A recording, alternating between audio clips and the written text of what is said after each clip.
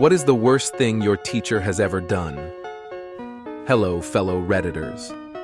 For context, this teacher was in his late 50s to 60s and was highly respected in the small Central California community I lived in. He was the AP economics teacher at my high school. This took place about 15 years ago when I was a senior. I remember several weird experiences with this teacher. One day in class, and I don't know how it was brought up, I will call him Mr. Smith. But Mr. Smith decided he was going to give our class a mental exercise.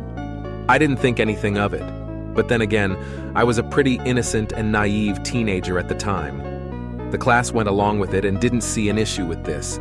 I remember him saying he was also a psychology professor at the local university. So anyways, he told the class to close our eyes and meditate for a few minutes and begin thinking about immersing ourselves in a body of water. He said it's okay if we envision a river, a creek, an ocean or whatever, but he stressed it had to be water we were imagining ourselves in. So I began letting the thoughts come, and I imagined myself next to a creek bed, throwing rocks into the water. You can stop now. Open your eyes. The exercise was done. He told us to remember our visions, and he said he was going to ask each of us what we imagined. Mind you, this class was split between girls and boys. So each of us goes around, one by one, and tells the class out loud what we thought about.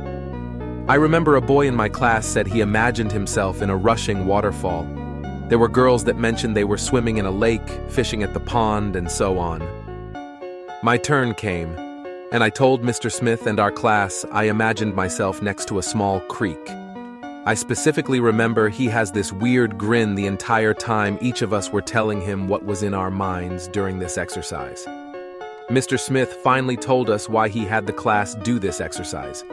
He said the exercise was to measure our sexuality and our sexual awakening. He said the people who envisioned themselves in large bodies of water had a high sex drive, while the students who were in calmer and smaller environments of water hadn't really tapped into their sexuality. The boy who had the vision of being in a waterfall made a joke, and the whole class laughed. I just remember thinking it was weird. I looked around at the class, and it didn't seem like anyone was uncomfortable. If they were, they didn't voice it or express it. Mr. Smith also did this thing where he would pick on a student and ask them a very specific question from our economics textbook. If the student didn't give him an answer he liked, we would stare them down for literally what felt like a minute, without saying anything. You could feel the tension in the class, and usually the student with the wrong answer would sink down into their seat with humiliation. Anyways, a few months later, I approached Mr. Smith after class and asked him what I could do for extra credit. I only took away a few things from this conversation. I remember him telling me, "You are incredibly smart. I don't think you need extra credit." Okay, but still I wanted extra credit. So he then says, "I love your shirt. Where did you get it?" I was wearing a shirt with a unicorn, a yellow yield sign.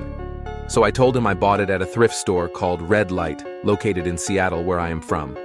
He has his stupid grin again, and I ask, "What is it?" Mr. Smith said, "Red Light is a porn site. Did you know anything about that?" I immediately left. I later looked up the website, and sure enough, there was the porn site he was referring to. Later on in the semester, Mr. Smith stopped coming to class, and we had a substitute for the remainder of the year.